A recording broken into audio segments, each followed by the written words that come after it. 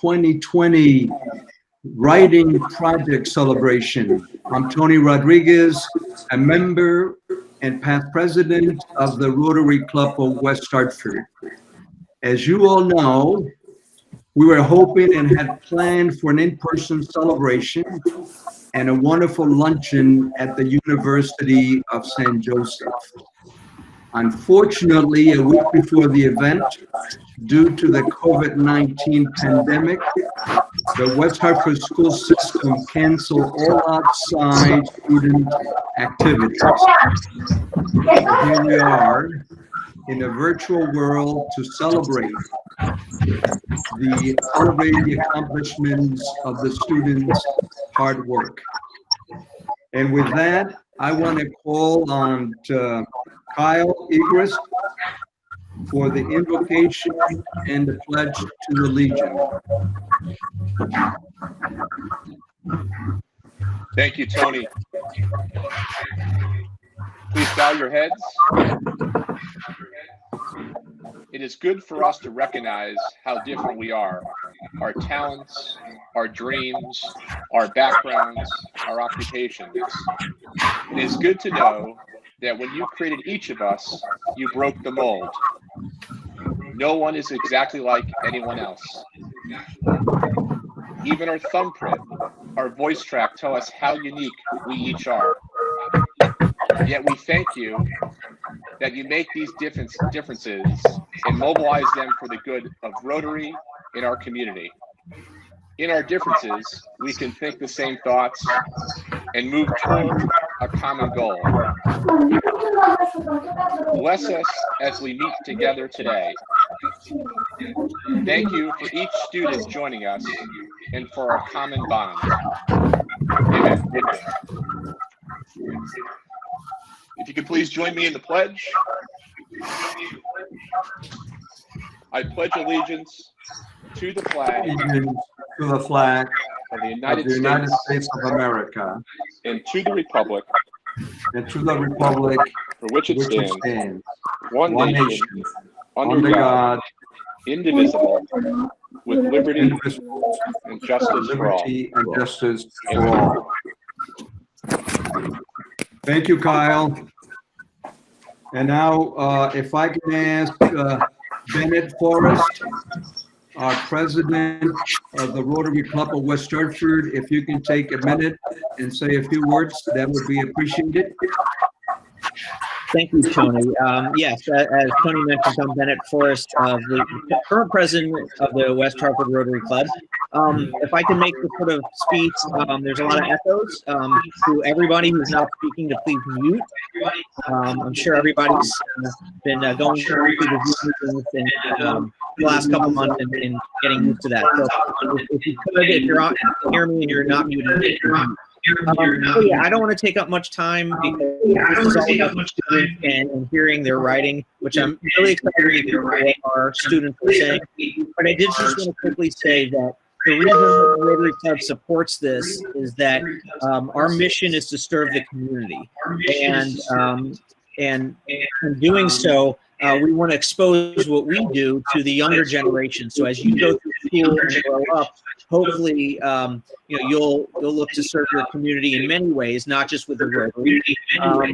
But there are many Rotary organizations or chapters and different things that you can use to help implement any kind of social justice things that you guys want to do. So Rotary can help with that. The local West Hartford Rotary, we raise funds throughout the year with different fun events like a jazz concert and a wine tasting. I know you guys can't participate in those things. But what we do with those funds is we use them to serve the community. And we gave a lot of money to the different food banks when COVID hit. We also give to the Town That Cares, to Hammock, for the less fortunate students in the district, and many, many other local causes. So thank you for working so hard. I'm really looking forward to hearing all these essays. But just know that that the Rotary Club of West Hartford is here to serve the community and helping you put this together is something you can do to help. So thank you very much, and thank you for all your hard work, Tony, as well. I'll kick it back to you now. Okay, well, thank you, Bennett. To the students of King Philip, Sedgwick, Bristow Middle School, on behalf of my fellow Rotarians, we welcome you. We are pleased to have you here to celebrate your work and accomplishments, and we certainly look forward to listening to your presentation. I also want to thank the teachers at King Philip's, Bristow, and Sedgwick Middle Schools, who really are the backbone of this project. We thank you for your support and continued commitment. And special thanks to Tom Paliogopoulos, Supervisor of English at Connor, Sedgwick, and Bristow. We couldn't do this project without you, Tom, so thank you so much. I also want to thank WHC-TV, who is telecasting the event live on Channel 5, Frontier Channel 6098, and also YouTube. So that's a first in this virtual world for all of us here at Rotary Club and the Writing Project. Now, the objective of this project has always been our interest in providing the 6th grade students with an opportunity to express themselves through the medium of writing, a critical and necessary skill in our lives. As part of our community service, this project serves a number of purposes for our club. One, it provides a medium for students to improve their writing skills and critical thinking, focusing their attention on a topic of interest using the Rotary theme. And this year's Rotary theme is Rotary Connects. So your essays will really will connect that theme. Also, throughout the assembly at each of the schools with the 6th graders, we not only present the project, but also talk to you about the scope of Rotary and how we connect people throughout the world in water, education, and humanitarian projects. And of course, our commitment since 1986 to the eradication of polio from the face of the earth. And we are really that close from really accomplishing that reality. And it also introduces all of you to our motto of service above self, which really defines our organization's over 100 years of service. The students were charged to write a persuasive or expository piece incorporating the Rotary's theme of Rotary Connects. As always, the piece has to be at least 500 words in length and could be read in 3 to 5 minutes. Then the students spent 3 to 4 weeks as part of their school curriculum working on this project in their English classes. Through this project, we hope we have encouraged each of you to understand how important writing is, but also to have an understanding of how each of us can connect, make a difference, and impact humanity in so many positive ways. This year, we had over 700 6th graders participate in this project. Today, we will hear from 8 winners who would read their piece. Following their recognition, all those other students who would like to read their piece are welcome to do so. If you are attending and if you can stay to listen to them, please do so. It would be great if you can. For the students that are reading, please give your name and the school you represent when you read your piece. Now I would ask Mr. Paliogopoulos to introduce all the students and all the teachers from each of the schools. Thank you. Hey, Tom, I'm sorry. I don't want to ruin the momentum. This is Bennett Forrest again. I'm just getting a couple emails and texts that the pin is not working for the call-in, and there may be a couple people waiting to get in the room. So if there's someone that can look into that, that'd be great. But I don't want to kill the momentum, but just let you know, a couple people have let me know they're having trouble getting in.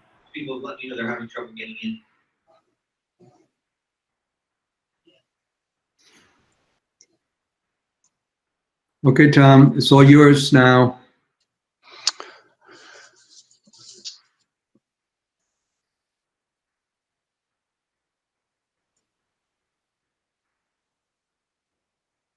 Okay, I've never worked with a Google Meet this size before, so my computer's glitching a little. I noticed the first thing I wanted to address was this echo, and I think I know whose mic is still open. So, Mr. Rodriguez, would you mind muting while I do this? Okay. Okay, thank you. All right, let me first introduce the teachers and students from each school before we start to hear the 8 winners from Bristow Middle School. Our students are Elise McNamee, Neela Feeney, Dalen Fotash, Bridget Feeney, Mary Mimi Dolan, and Charlie Willard. Our teachers who work with Bristow students, Mrs. Leghorn, Ms. Smith. From King Philip, our student winners and runners-up were Lexi Sebastian, David Crespi, Maggie Schwab, Zoe Clifford, Alana Curzon, Katie Hawkinsmith, Parami Sampat, Tommy Leahy, and Claire Nordquist.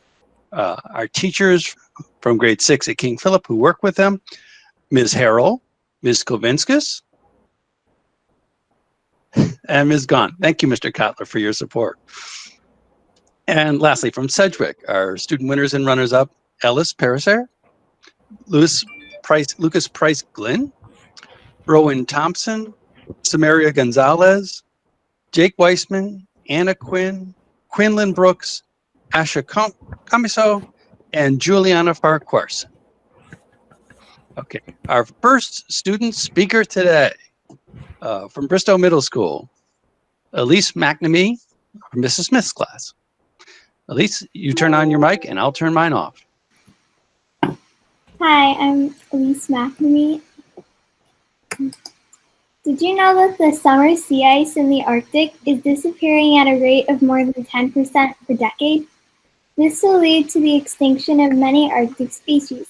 By helping to protect over 350,000 square kilometers of the Arctic from oil drilling and mining, the World Wildlife Fund has inspired me to donate and raise awareness to help the Arctic animals.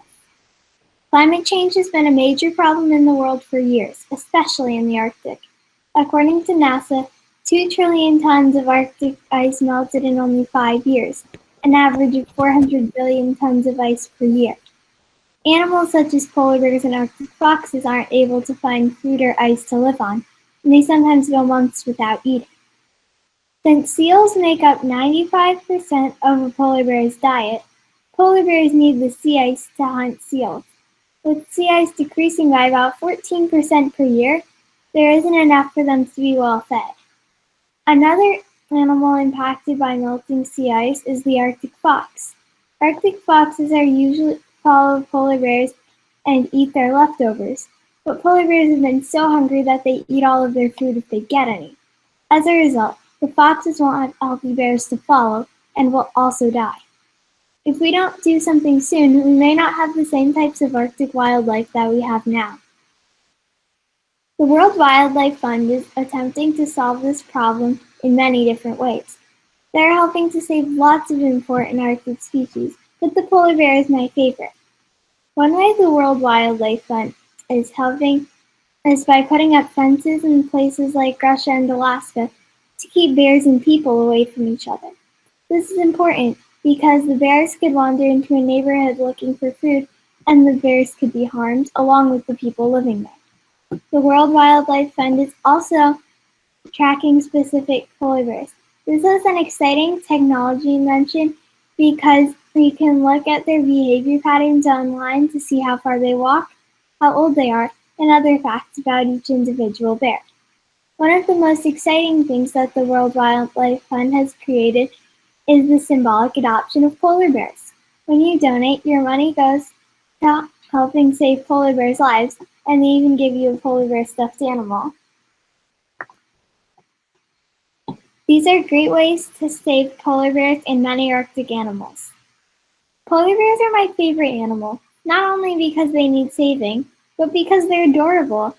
I have a few projects that I'm planning to do to help save the Arctic. I'm intending to set up a craft stand this summer in my front yard and sell items such as handmade pot holders, bracelets, and scarves. I also hope to hold a lemonade stand at the same time. I'm striving to achieve my goal of $125 to donate to the World Wildlife Fund, in addition to some of my own money, by the end of the year. This is approximately $10 per month for 1 year that will go directly to helping save polar bears. I'm hoping others will join me in an effort to make a difference. If everyone puts in some effort, the Arctic can be saved. If each person in the US could donate $1, it would be a total of approximately $327 million, possibly enough to save the Arctic. If you put in the effort to save our planet, we will have a greater chance at survival, and so will our Arctic friends.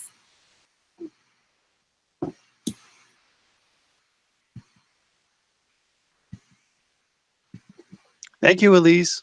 Big round of applause for Elise. Yay.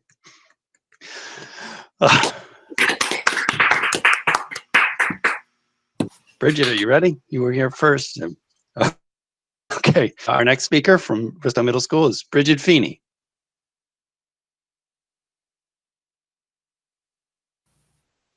Try again.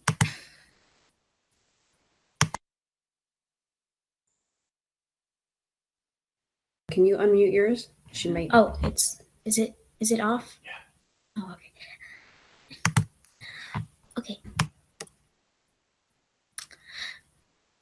Hi, I'm Bridget Feeney, and I'm representing Bristow Middle School. Imagine a world where every family has money, furniture, clean clothes, and toys. It's a wonderful world where everyone has everything they need. But in reality, about 21% of families receive an income below the poverty threshold. Living below the poverty threshold can cause family trauma, or can be because of it. Friends and Feeney is an outstanding organization that inspires me to help struggling families. There are many people out there who have suffered the loss of parents. Sometimes they can't control their feelings or don't even know what they are feeling. And, as if emotionally supporting a family on their own isn't enough, they only have one paycheck, and if they have a big family, that normally isn't enough. Kids might come home to an empty house more and more often and might not be able to participate in as many activities as they used to. When people don't have enough to support their families, their daily lives can change. The struggle of a one-parent household can be traumatic for kids who have never dealt with this experience before. Friends of Feeney is an organization that is trying to help struggling families. It's a nonprofit organization that helps children and families in need after heartbreak and tragedy. This mission started when two families at Wolcott School lost their dad. The two kids who lost their dad were in Eric Feeney's class at the time, and he wanted nothing more than to help the kids. Around the same time, Eric won a raffle prize at a PTO event, saying that he could have his own float in the Park Road Parade. He decided to put the ticket to good use and used the parade to help raise money for the two families. These events led Eric to start a small nonprofit called Friends of Feeney. Their goal was to raise money for the two families in need. People donated money to the fundraiser and marched in the West Hartford Parade alongside the float. But this was just the beginning. Friends of Feeney organizes fun ways to help people. Some of the most recent fundraising events were the Global Cardboard Challenge with Elmwood Makerspace, Celebrity Scooper at Rita's Ice Parlor, and a dinner at Zahara Restaurant. Donors might be recognized by the numerous styles of t-shirts and the signature sweatshirt. The fashion line includes different types of shirts for different parades. Friends of Feeney has found many creative ways to help families in need within the West Hartford community. One of the reasons that Friends of Feeney is so important to me is my dad. I have been working with Friends of Feeney since the beginning. I helped kids out during the Global Cardboard Challenge by making their cardboard costumes. I made many hats and costumes for kids. My favorite was the crayon crown. Over summer vacation, I organized a lemonade stand with my sister and a friend, and we raised more than $70. But the Hartford St. Patrick's Day Parade is my favorite. Each year, I help make banners and signs for the St. Patrick's Day float, and I help put them on. I also helped sort the t-shirts, and trust me, that is no easy feat. During the parade, we all dress in Irish wear, cheer for Frenzafini, and pass out t-shirts. Our float won second place for best float. However, the important thing is that we do it for a cause. Next time you consider Frenzafini inspires me to do good in the world and helps connect me to my community. The next time you consider donating to a charity, donate to Frenzafini. It is our way to give back to the community, one family at a time.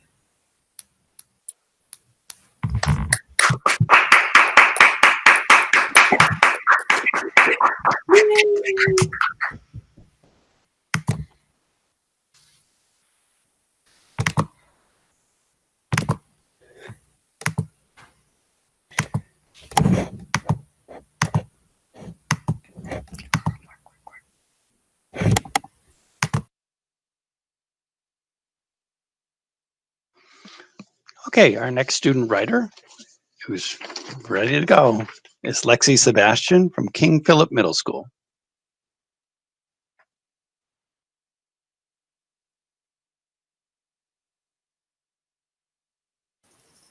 I'm Lexi Sebastian, and I'm representing King Philip Middle School.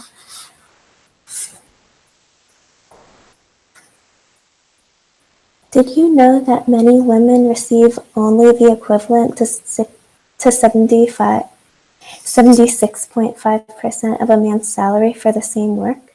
Does that seem shocking, wrong, or unfair? Believe it or not, many women, even girls, are treated unfairly because of their gender. Whether it's as simple as saying that girls can't play soccer with boys, or paying women less than men for the same job, that should be fixed. There are so many women out there who are treated unfairly. People can't help what gender they were born as, but they can help how hard they try and how much they deserve something just by working for it. A lady named Katherine Johnson, a famous mathematician, proved that point. She taught so many people that everyone is equal. Miss Johnson inspires me because she taught girls to believe in themselves no matter what. Sexism is a severe issue in our society and the rest of the world. However, Katherine Johnson once said, "Girls are capable of doing everything men are capable of doing." I love that quote so much because every word in that quote is true. Women are capable of everything. And Katherine Johnson proved that point so strongly that nobody could deny it when she did the math that put men on the moon and took men on a trip around the earth. Sexism is a huge issue. Although it might not seem like a big deal, it can start happening as early as elementary school, and it must be stopped.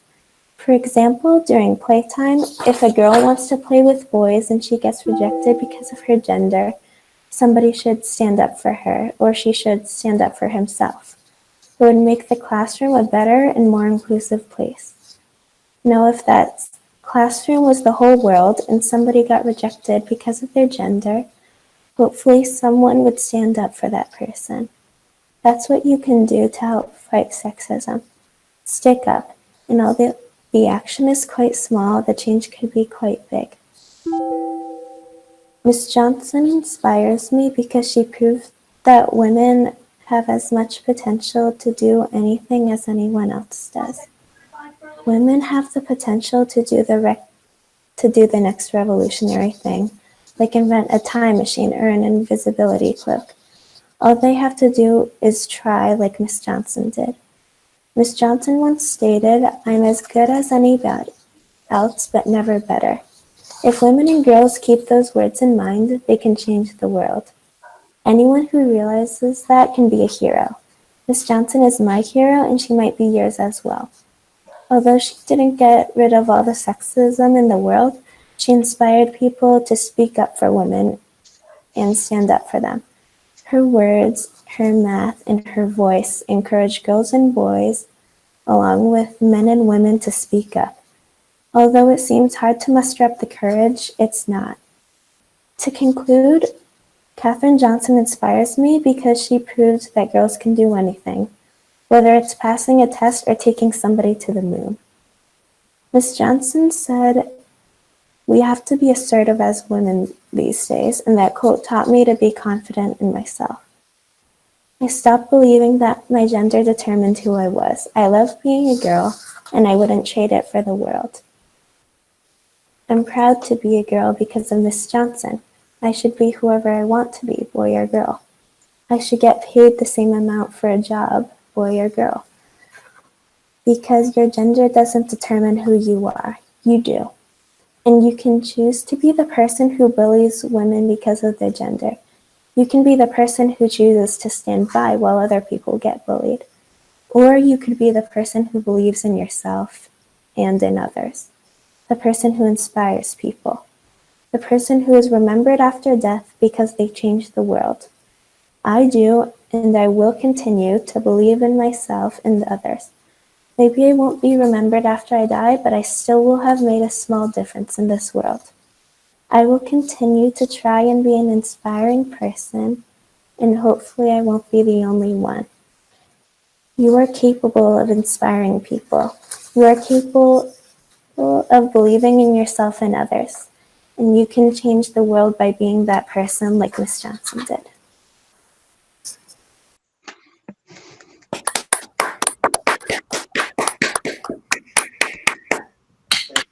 Thank you, Lexi.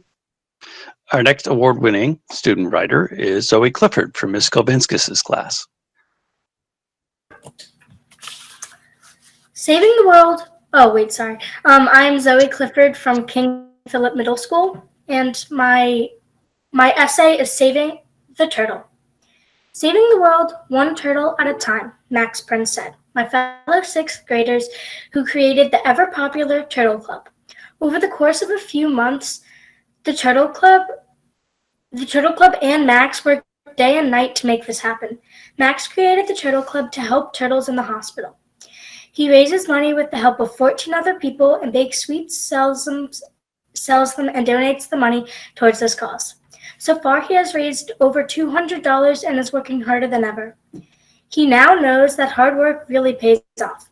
He will keep working hard until the turtles are safe, because he believes everyone and every animal deserves a chance. In elementary school, Max started the Turtle Club and has been raising money ever since. He saw a problem and he is trying to fix it. Turtles all around the world are suffering because of what we, the humans, have done. We throw plastic and plastic straws into the ocean, and the turtles eat them. As a result, they get sick and scared. Because of these consequences, Max started on a mission to help all turtles. Max was sure to follow through to raise sufficient funds to the South Carolina Sea Turtle Hospital. This hospital saves turtles, helps them, and sends them back into the wild where they belong. Life is fragile. A fall from the right height and game over. When we throw plastic and trash into the ocean, we make it much harder for turtles and other marine animals to live and be happy. They may not speak the same language as us, they might not walk like us, but a life is a life, delicate. When we throw plastic and trash into the ocean for other animals to eat, that life shatters like a glass bottle thrown from a skyscraper, broken. Fortunately, nothing has stopped Max Prince to save the turtles. When I filled out a form to be in this club, I knew we could help. Now every Tuesday at lunch, a group meets and comes up with plans to help. Recently, we started a school store selling both donated and created school supplies to make money. It has been very successful. One day, we will expand the Turtle Club into a club that saves not only turtles, but all animals. Even if these creatures do not speak our language, we need to offer our help to them, or else the world will crumble down. Thank you. Thank you, Zoe. Our next speaker is from Sedgwick Middle School. It's Parami Sampat from Ms. Gainyard's class. Hi, I'm Parmi, and my essay is about someone who inspires me. There are a lot of people in this world who fight for what they believe in. Greta Thunberg is fighting to stop global warming. Martin Luther King Jr. fought to be treated equally. But there is one young woman who wanted to be educated just like how men are. That young woman was Malala.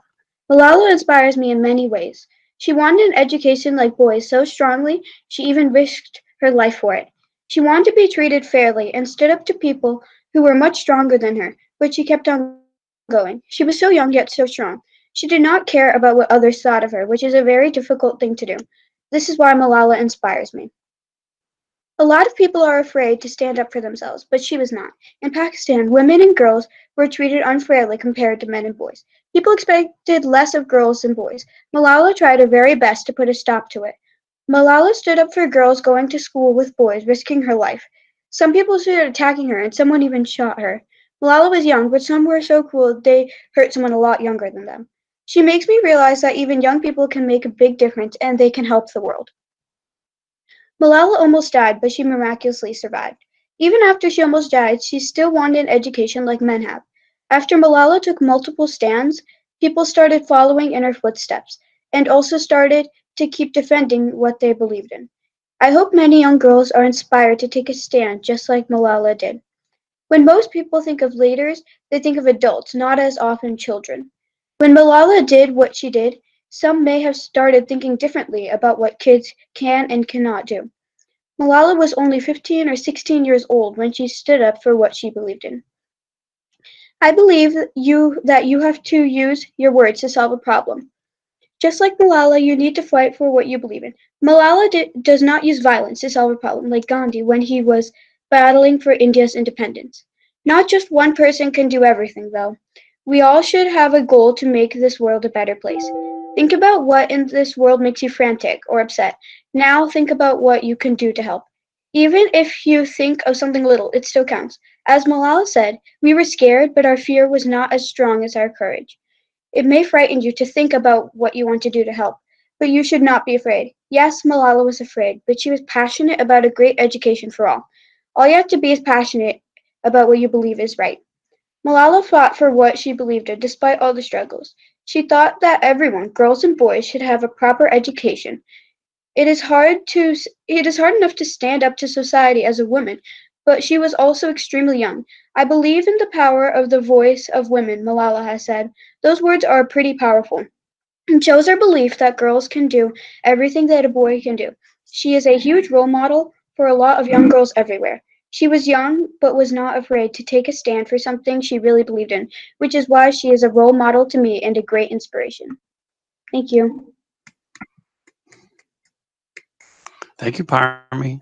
Our next speaker from Sedgwick Middle School is Ellis Pariser.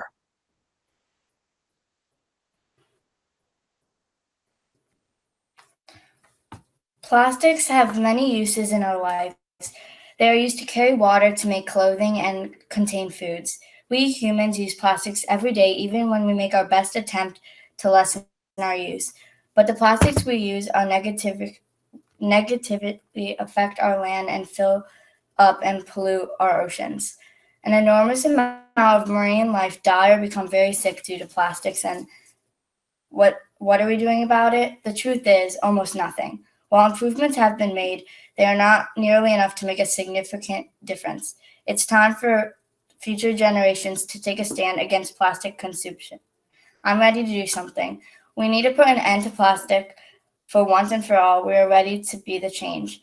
Picture it, an entire island made of plastic bottles, plastic bags, and other plastic materials, and trash that do not decompose. This island is real, and it's called the Great Pacific Garbage Patch.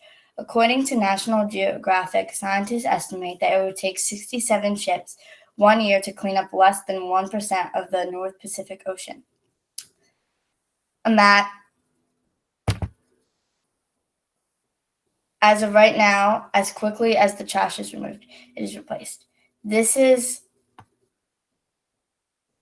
not a cycle we can maintain. It is estimated by experts that by 2050 there will be more plastic in our oceans than fish. Washington Post 2016. Marine life and seabirds are slowly dying and disappearing because of plastic. The plastic doesn't even stop its destruction there.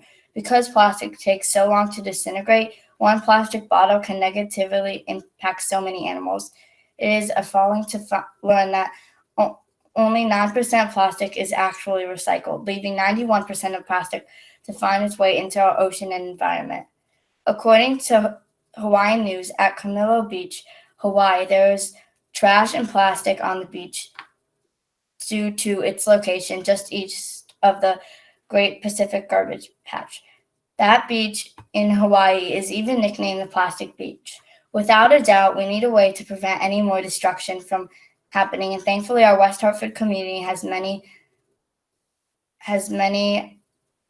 ideas and concerned, motivated, and active student citizens who are taking matters into their own hands. Plastic straws make up just a fraction of the plastic in the ocean, said Lily Paldula on NBC News about cleaning the ocean of plastic. People in our community help with this crisis more than you can imagine. One person may not make much of a difference, but when our community joins together, changes can happen. In the West Hartford community, many people help and try to reduce plastic. Thanks to the work of local students, plastic bags are disappearing in our state. Sedgwick students Charlotte, Evan, and Zoe began their quest to eliminate plastic bags from West Hartford stores after an ecology unit they studied in 6th grade. Their teacher, Anna Allman, encouraged them to let their voices be heard. It took half a year to gather facts and present them to the mayor. The mayor and others suggested that they take their ideas to a town meeting. At this time, the students moved on to 7th grade and were led by their science teacher, Ari Nitowski. What they did got so much attention that the Hartford Courant wrote an entire article about their quest. The students went on to speak at the state capitol to present their evidence. Soon thereafter, the state of Connecticut banned the use of plastic bags. The motivation was learning about the human impact on the environment. The environment is important, Tucker said. We saw this and thought people don't know what they're doing with plastic bags is ending up with them in the ocean and killing these animals. We started a ban with that as our motivation. The people who made this change didn't do it overnight. It wasn't that easy. And now they have their sights set on plastic straws. I want to be like these students. I want to be someone who makes a difference. It's time for more changes and more students. I have some ideas to tackle this crisis. West Hartford has proven itself to be a town at the forefront of positive change. My plan is to select another seemingly small item to draw attention to. Charlotte, Evan, and Zoe chose bags and now are on to straws. I want to go to stores and determine what else we could change or eliminate. I can offer stores and restaurant owners alternative ideas to plastics.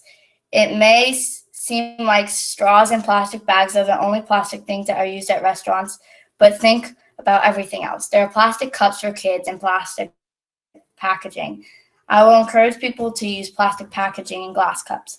Another idea is to help households evaluate their consumption of plastic. My family has even started using non-plastic reusable bags instead of plastic sandwich bags.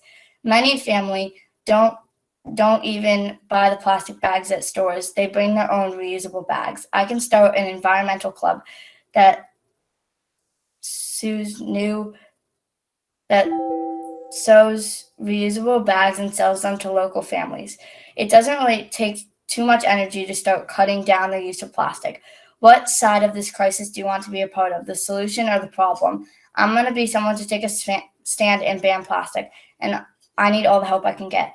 Plastic is a great invention that we all have become accustomed to using, but its convenience is proving to be at a cost too high. The time has come for us to stop using it. Be a leader like Charlotte, Zoe, and Evan and take a stand. I'm going to. Look for me, Ellis Pariser, to be knocking on your door and asking you to join me. Thank you, Ellis. Well done. Our next speaker from Ms. Hendricks' class at Sedgwick Middle School, Samaria Gonzalez. Hi, I'm Samaria and I'm from Sedgwick Middle School. One day in 6th grade, I was walking down the hall on my way to my next class. I passed a group of students who were insulting each other. I looked over and saw them laughing. My reaction was, how could something mean be funny? If a teacher had heard them, the students would probably say, oh, it's a joke, but is it really? Empathy means to observe, analyze, and then imagine yourself in another person's place. If you want to achieve success, empathy and kindness towards each other will improve your ability to be a leader and improve social cues. Research shows that empathy and kindness have positive effects on health, self-esteem, and happiness. Therefore, having empathy and kindness towards others is beneficial for not just those around you, but is also beneficial for you as well.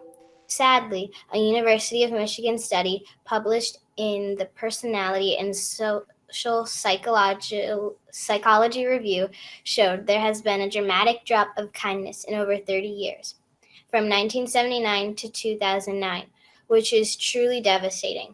Surprisingly, 81% of parents place a value on achievement over caring for others.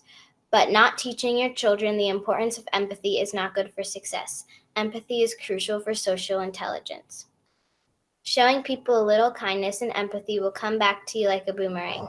My understanding of empathy changed me by making me more aware of those around me, by noticing if they're sad, angry, and need a little cheering up, or they need someone to vent out to. Noticing the lack of empathy and kindness in other people made me want to show others the empathy and kindness within me. Showing people that you care has an impact on those around you, and it inspires others to do the same. If everyone shows kindness and empathy towards other people, then we would live in a world where no one judges each other for what they have, say, wear, or do, but by their personality and connections to others. My dream is to live in a world where everyone is kind and empathetic towards each other. This dream could come true if we all do our part. As the saying goes, everyone is fighting a battle you know nothing about. Be kind always.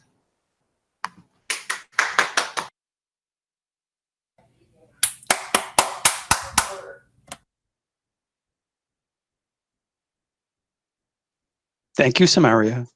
Before I introduce Quinlan Brooks from Ms. Swain's class, who was our last winner of a writing contest award, I wanted to let all the runners up know that I'm inviting them to read their essays. We're going to start in reverse order, though.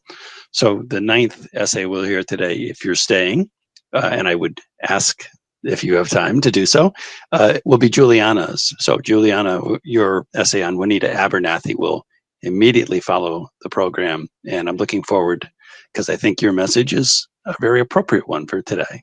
So our last speaker on our formal program is Quinlan Brooks from Ms. Swain's class. Hi, I'm Quinlan Brooks and I'm representing Sedgwick Middle School. Imagine looking up and wondering, why is the sky black this early? Then you realize what's happening. You run inside as the wind starts picking up. Palm trees are practically bent in half. The wind is sending trash cans hurling at houses. The water from the ocean is splashing up and forming giant walls of water breaking at the shore. You panic. The storm goes on for hours and hours on end, and then suddenly, the clouds break. Silence, utter silence. The only sounds that can be heard are the sounds of water running down the road and the wind calmly blowing. It seems that time is standing still. You slowly get up, walk to the window, and see what's like a scene out of the movie. Cars crushed, houses destroyed, bodies lying motionless in the streets. The silence breaks. You hear screams of terror coming from those who are still alive as they see their deceased loved ones. As the days slowly go on, there is no electricity, running water, doctors, or supplies. A deadly disease breaks out and is now spreading like wildfire. As the population of your town continues to dwindle, all you can do is pray that you and your loved ones survive. When all hope seems lost, out of the corner of your eye you see teams of people with medical supplies running to your aid. A sense of relief takes over you. They rescue people from the debris and piles of wood and stone that were once houses. They treat everyone affected by the disease. They have forever changed your life. Those aides that came to your rescue were part of Doctors Without Borders. Doctors Without Borders rescues people from the aftermath of terrible natural disasters, helps treat people in third world countries of many diseases, and so much more. Doctors Without Borders is making a difference in the lives of thousands of people in need, and has opened my eyes by connecting me to the world of people that need aid. You've grown up in a society knowing that if we get injured or sick, there are doctors that can help aid almost every injury or illness. Unfortunately, in some countries, there aren't enough doctors or supplies to heal citizens. That's where MSF steps in. Doctors Without Borders, or MSF, is a nonprofit organization that operates in 65 countries worldwide. 42,000 doctors, nurses, and logisticians help operate it. They all understand the risks of volunteering with MSF. They operate in war zones and very dangerous places. Volunteers know that they could be kidnapped and even die doing what they do, but they volunteer anyway. That's how dedicated they are to helping people in need. How MSF explains its charity is medical aid where it's needed most, independent, neutral, impartial. MSF cares for all, no matter their race, religion, gender, or political views or standpoints. They help victims of natural and man-made disasters, as well as helping treat illness and giving vaccinations to prevent illness. They also treat mental health and help people migrate. What they do helps save people's lives and gives them a better future. It is inspiring to me how much they care about people, no matter their race or gender. MSF's volunteers know that they could be in serious danger doing what they do, but they do it anyway for the good of the people they're helping. People always say that they want to help out and make a difference, but for MSF volunteers, it's a whole new level when there's actually emergency or disaster in need of aid. Even though all odds are against them when terrible things happen, they pull through. And even if they can't, they are still heroes for trying. When these disasters happen, they are the first to respond, and they have responded to many. A few rescues have stuck out to me, and I feel that they're worth sharing. Usually when people think of MSF, their mind automatically goes to medical missions. But they do that and so much more.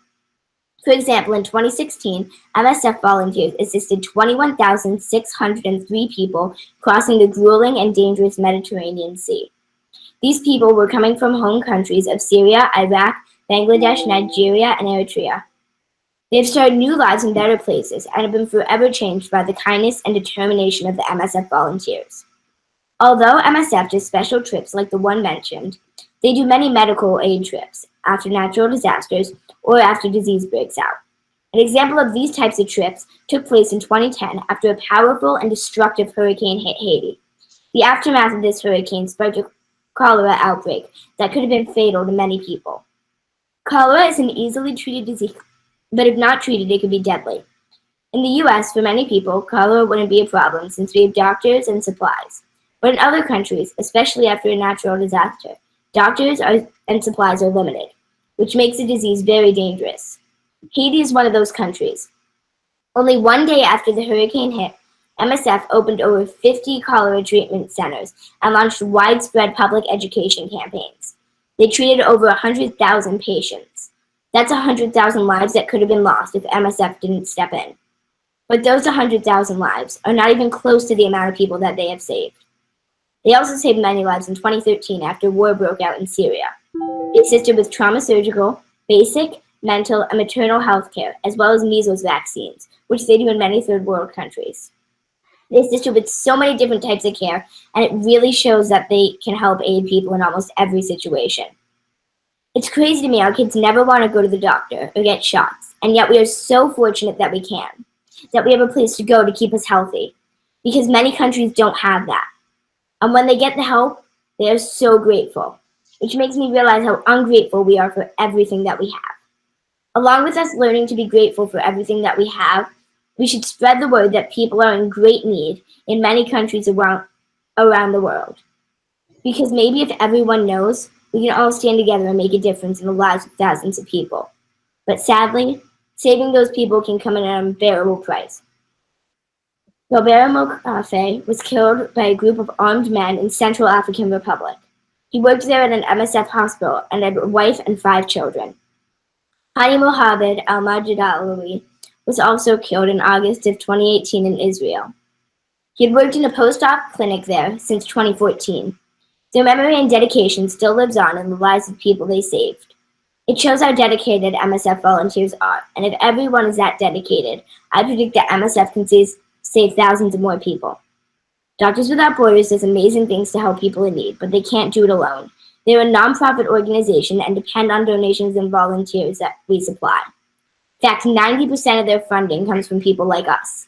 Without this funding, MSF wouldn't be able to save all these helpless lives.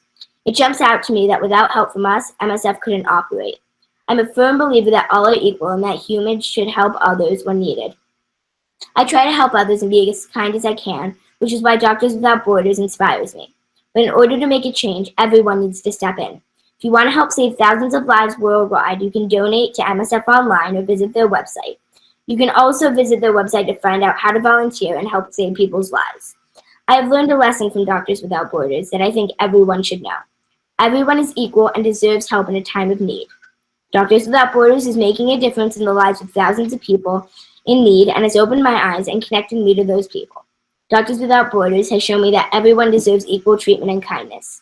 They serve a great purpose in helping people that can't help themselves, and have showed me that in order to do what they do, you need an army of people who care. Let's be that army. Thank you.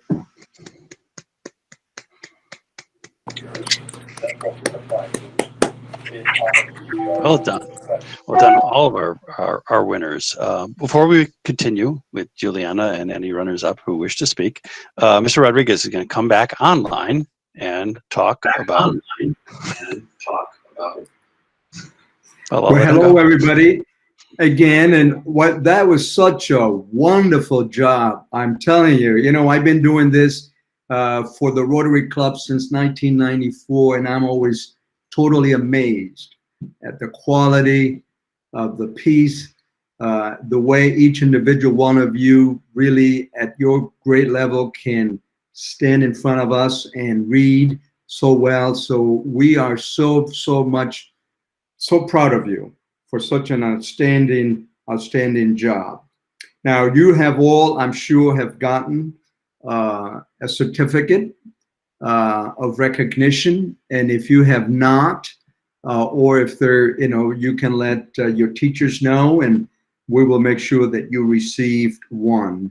Secondly, as a recognition of your hard work and accomplishment, and to support you to connect with others, the Rotary Club of West Hartford will donate $250 to a charity of your choosing in recognition of the good work that you have done.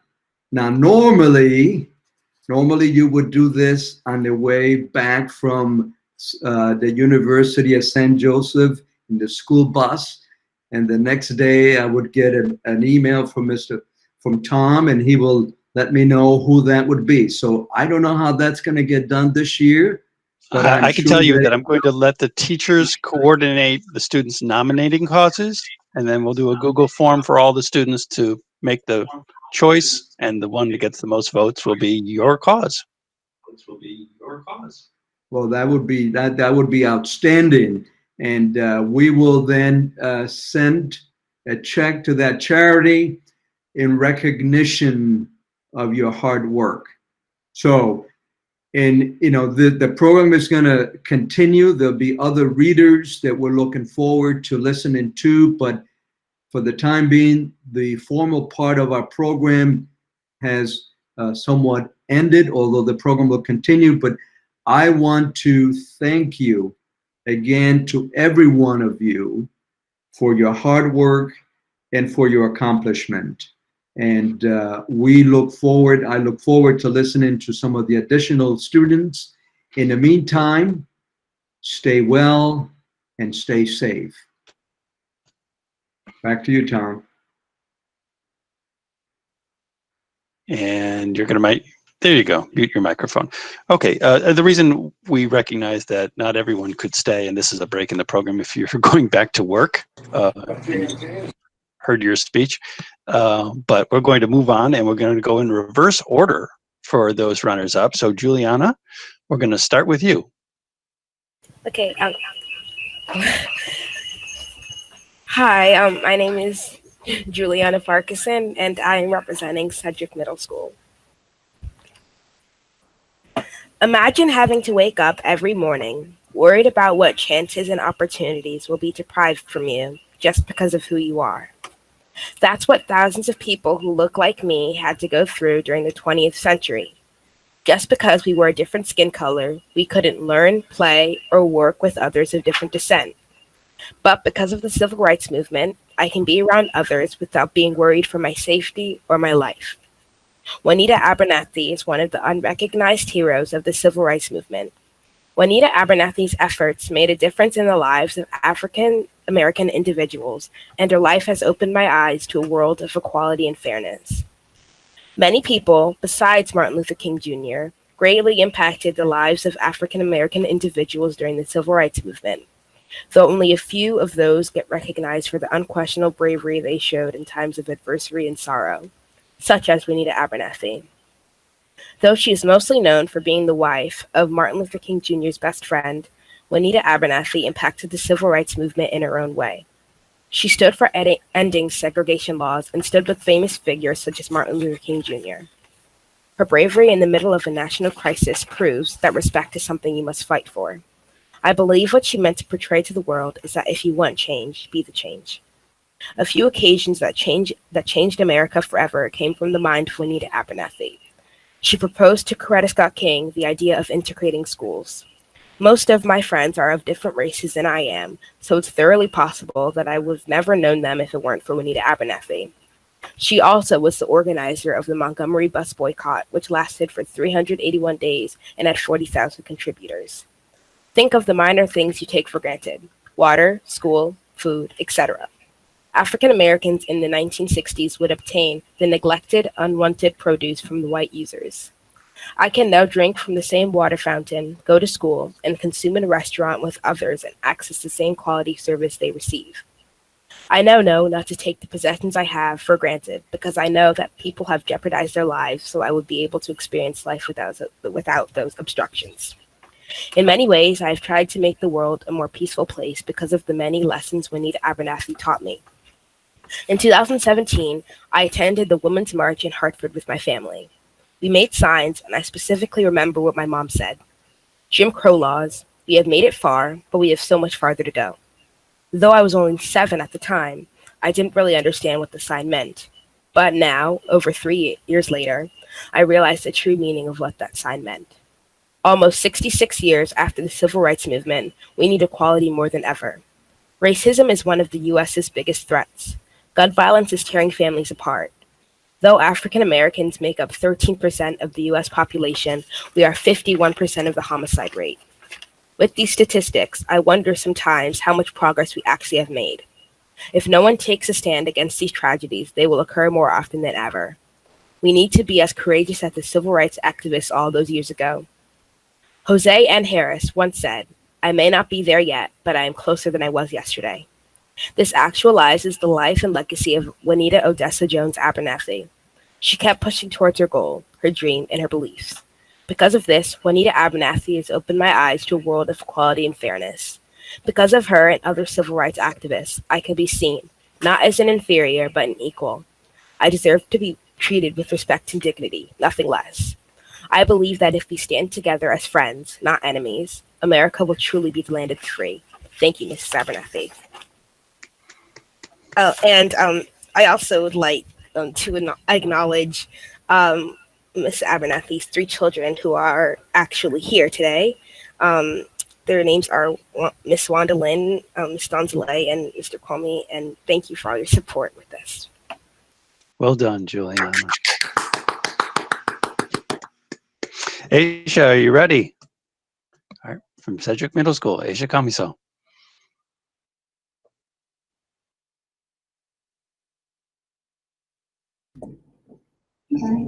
I would like to read mine. Then we will recognize you as a runner-up from Sedgwick. Congratulations, Aisha. Anna Quinn. Is Anna here? Okay, then we're going to keep going. Jake Weissman, are you ready? Hi, Jake. Yes. Hello, I'm Jake Weissman from Sedgwick Middle School. Speak clear. Since the summer of third grade, I have been intrigued by the topic of water scarcity.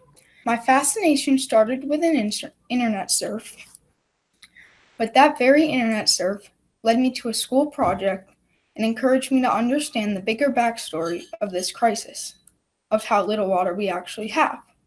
Ever since that day, my interest in knowledge in water scarcity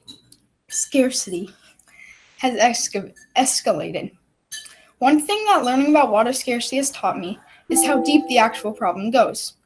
Only 1% of all water is actually accessible to humans. Knowing this, you might think that we would try to protect this water and preserve it, right? But no. 93% of clean water goes straight into the agriculture industry to feed our livestock and replenish our crops. Even worse, 1/3 of all that water put into agriculture or food is wasted or thrown out because it is unusable and removed from the supply chain. Agriculture poses the biggest threat to our water supply, and if Earth's population keeps growing, the amount of food we need to sustain our planet will continue to increase and our water supply will keep decreasing. You probably have heard of all the fuss over vegetarian burgers, burritos, and sandwiches and thought it was nothing. But adopting a vegetarian lifestyle will reduce 1/3 of your water consumption. Eating a consistent diet of vegetables will help our planet enormously. Because foods such as meat and dairy contain high water levels, they take a lot of water to produce. In fact, producing a 1-pound hamburger takes more water than you would drink in years. It takes 1,700 gallons of water just for one hearty meal.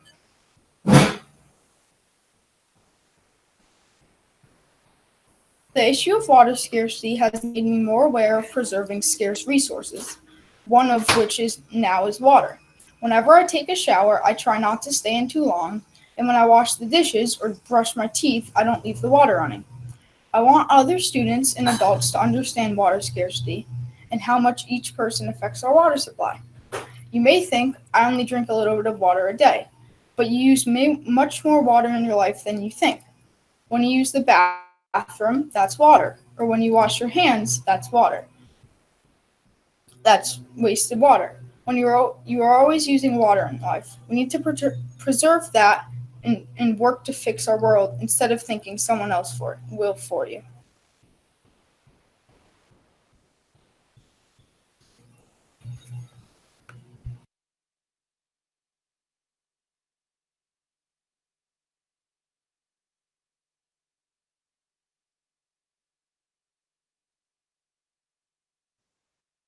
Thank you, Jake. Our next speaker would be Rowan Thompson, if she's here. Then Lucas Price Glynn.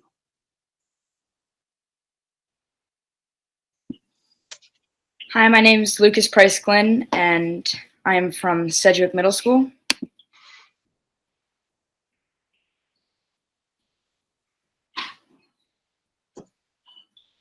What would you do if you had an ongoing battle inside your body? Lose and you die. 7 million people are fighting this very same battle. Cancer. Cancer is the second leading cause of death globally and is responsible for almost 10 million deaths from cancer-related illnesses annually. World Health Organization. That's every 6th death in the world, and it's due to cancer. But there is a way to stop it, a way to win the battle and beat cancer. Organizations like E-Race, Everyone Run Against Cancer, are raising money to do this. They're trying to create a way to win the battle without even having to fight in it. They are raising money for cancer research through places like the Helen and Harry Gray Cancer Center and the Livestrong Foundation. But that is not all they do. E-Race also promotes fitness and community through cycling and running. Cancer is not just one illness. It is a disease caused by an uncontrolled division of abnormal cells in a part of the body. In all types of cancer, some of the body's cells begin to divide without stopping and spread into the surrounding tissues.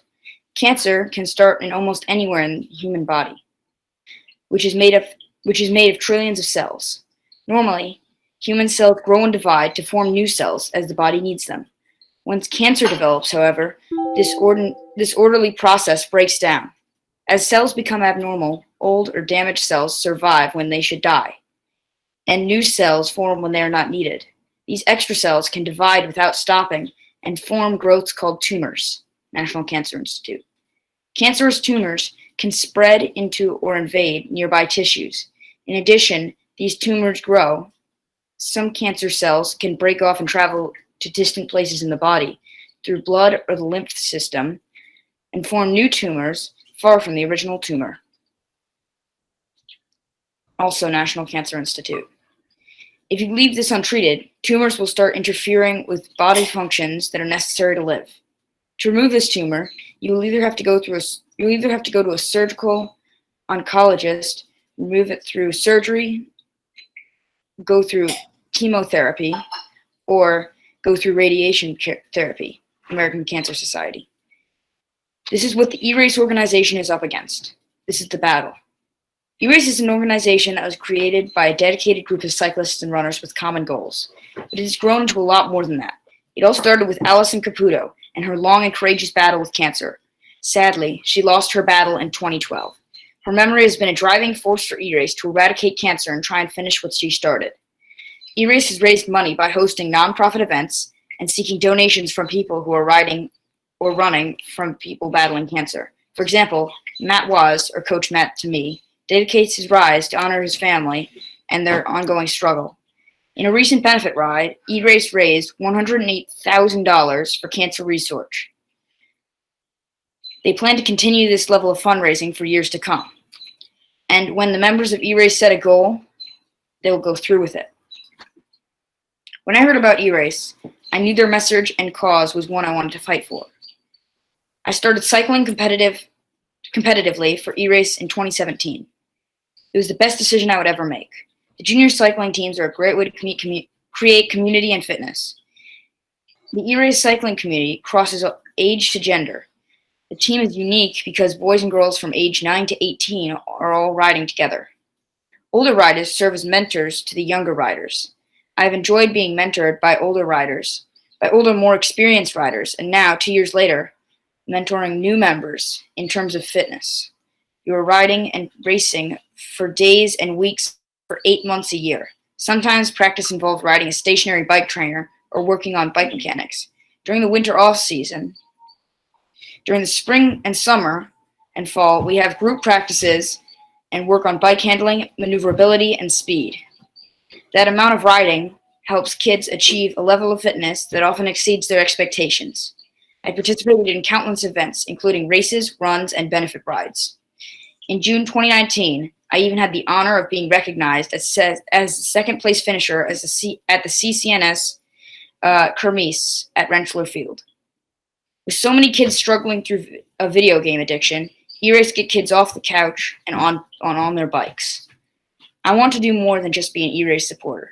I'm hoping to help redo their website and come up with cyclocross ideas for the fall season. I want to go full circle and give back to them after all they have given to me. They have created more than just a team. They've created a community, a family of cyclists who support and encourage all of us to do better on and off the bike. Thank you. Thank you, Lucas. All right, our next speaker would be from King Philip Middle School, Claire Nordquist.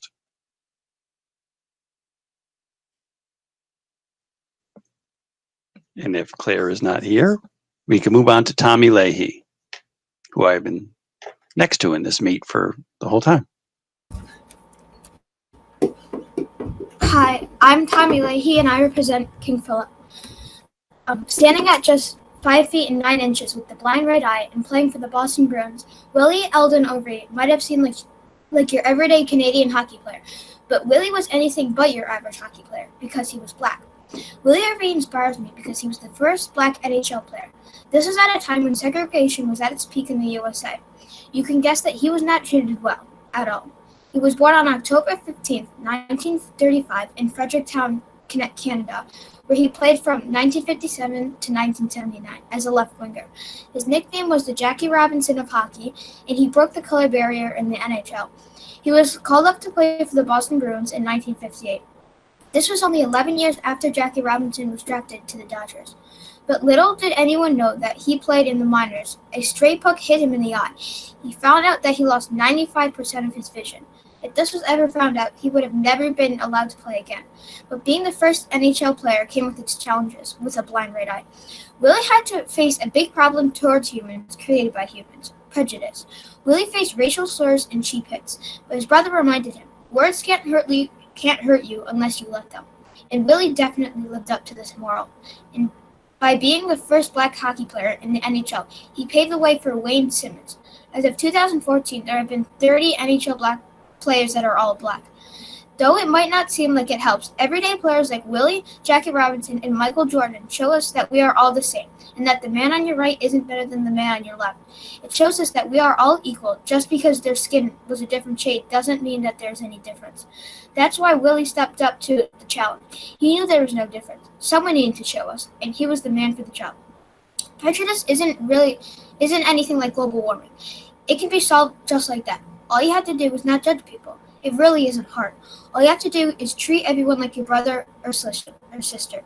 All you have to do is ask yourself, what would Willie do? All you have to do is treat people like you're equal, because guess what? They are. As you can see, Willie was a big part in breaking the color barrier, and we should all stand up for him for what we think is right. He won numerous awards such as the Lester Patrick Award and the Order of Canada. And in 2018, the Willie Overy Community Hero Award was created. Because when you think about it, Willie helped show the whole world that we are all equal. From the smallest things like being bullied or something like big like climate change, we should all take a stand for what we think is right. It's what Willie did.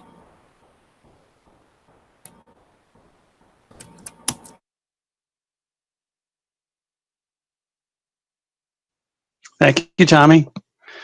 All right, our next speaker, I know this is, the two essays are slightly out of order in the program, but we're still going to go with Katie Hawkins-Smith and then Ilana Curzon, both from King Philip. So, Katie?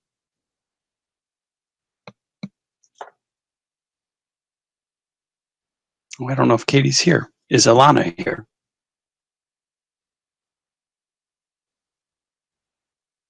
Okay, we'll keep going. Maggie Schwab from King Philip.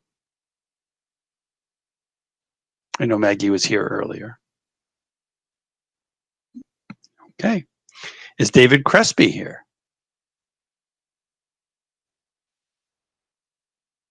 It is late in the afternoon. All right, we're going to keep going. Charlie Willard.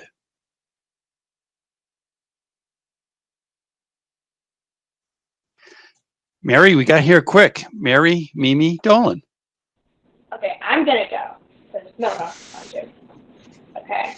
Imagine having 8 brain surgeries before 3rd grade, not being able to go to a lot of school, and not always being able to go to your friends' birthday parties because they're too sick. This is a reality for a lot of kids everywhere with cancer. Team Campbell Foundation inspires me because they fight cancer by helping kids and their families who are dealing with it right now. Kids everywhere face a lot of challenges, but some face a huge one, cancer. This is a problem because lots of kids are falling prey to this disease, and there is still no cure.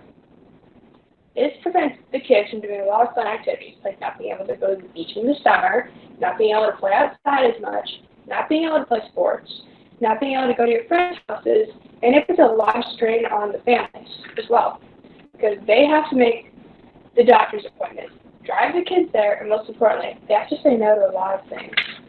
There are nearly 100 kinds of cancers, but the symptoms vary based on the type. It can happen at any age to any person. A lot of people are fighting for a cure, but one group, Team Campbell Foundation, is fighting really hard. It all started with one family, the Hoyts. They started Team Campbell, an organization that helps kids with cancer and their families, and they also fund research. In fact, one of their fundraisers alone raised $5,651. At the time when I wrote this, they were actually having a fundraiser, a raffle for a vacation to paradise. Yep, you did have to drive to New Jersey to do this for the drawing, but all the money that was raised went right back into the community to fund research. Team Campbell Foundation is where a lot of kids are fighting this disease, but thanks to groups like them, a lot less kids are dying from it. And remember, all this was started by one kid and one family. An example of when it's possible thanks to people's constant support is the 2 other times where Cam beat it. She was able to because of the constant care and support she had from her doctors, because there was funding from Team Campbell and other groups like it. I have a really special connection with Team Campbell. Cam was my cousin. Unluckily, she lost the battle against cancer right before she went into 3rd grade. I was in 1st grade, and I did everything I could for a while to just get over it. I'm still really sad, and I still miss her, but the pain's going away. I'm older now, and I understand more about why she had to go. All of us in our family and friends are still fighting for a cure, because we all know it's what she would have wanted us to do. I'm a huge supporter of everything they do, and I can say I've been there since the beginning. I come to all the fundraisers I can, and I donate a lot. I'm really proud to be a part of this team, and I really encourage you to join us in our fight for a cure. Team Campbell Foundation inspires me because they show that one kid, one family, and one group can make a difference. It should inspire you too. I hope you spread the word about us, and together I know we can all make a difference. Thank you, Mimi. Well done. Is Dalen still here? Dalen Fatash? Then our last speaker of the day is Neela Feeney, and she hung out all the way through. So, Neela, take it away. I'm Neela Feeney, and I go to Bristow Middle School. Imagine if you needed help, but you could not say it. Imagine if you could not hear your family member calling your name. This is what it's like to have a disability and not have the assistive technology you need to accommodate with these needs. Assistive technology can help someone who is nonverbal by allowing them to use a communication device and allow someone who is deaf to see a flashing light when their front doorbell is ringing. The group that inspires me is the NEAT Center at Oak Hill. NEAT, New England Assistive Technology, is an amazing organization that offers services around the inspiring technology that helps people with activities throughout their day that they had trouble doing themselves, either because of a disability or because they are getting older.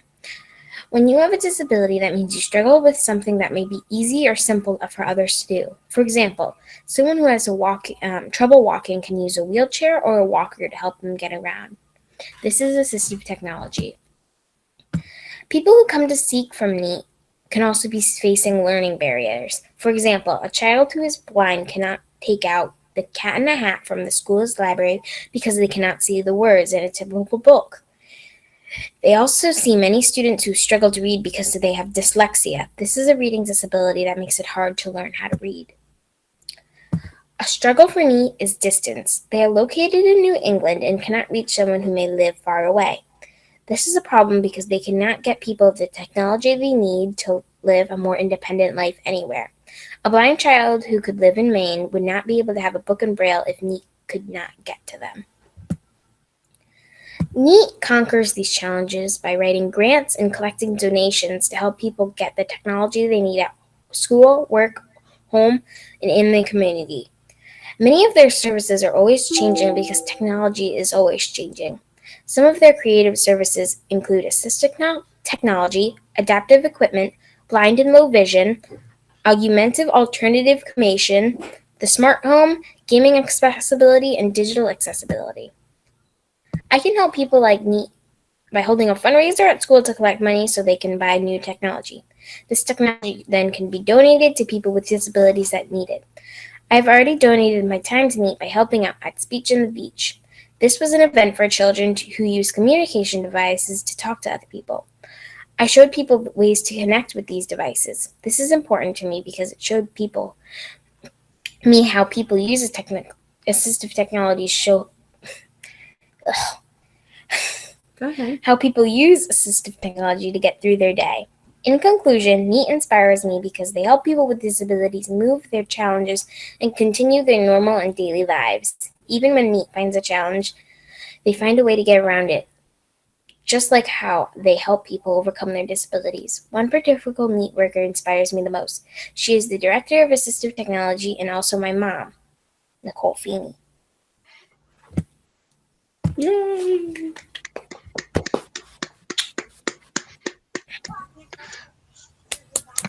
What a great way to end it. Thank you very much.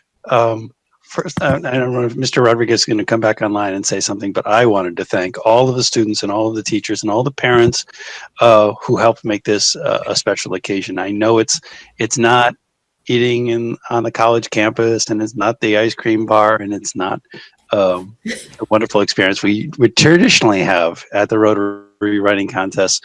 But I was so happy to see so many more parents that I've ever seen before, and moms, dads, grandparents. It was a truly pleasurable experience. I don't know if we're going to do it this way all the time, Mr. Rodriguez, but it was a great change of pace.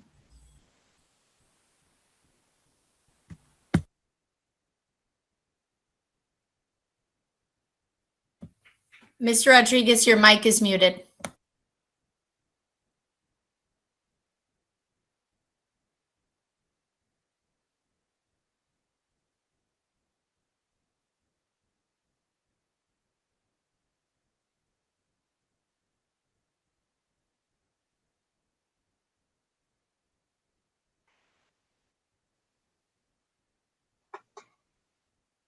Oh, there we go. Can you hear me now? We can hear you now. Go ahead. Last words. All right. Well, I just wanted to thank you all and the additional readers. What a wonderful job you all did. Rotary is so pleased and happy to sponsor this project. And we want to congratulate every single one of you for what a wonderful, great job. And, you know, have a wonderful rest of your school year. Stay well, safe. And we look forward to doing this again in the not too distant future. Thank you, Tom, for all your support and all the teachers. Thank you, Mr. Rodriguez. We wouldn't have done this without you. Well, thank you. Bye, everybody.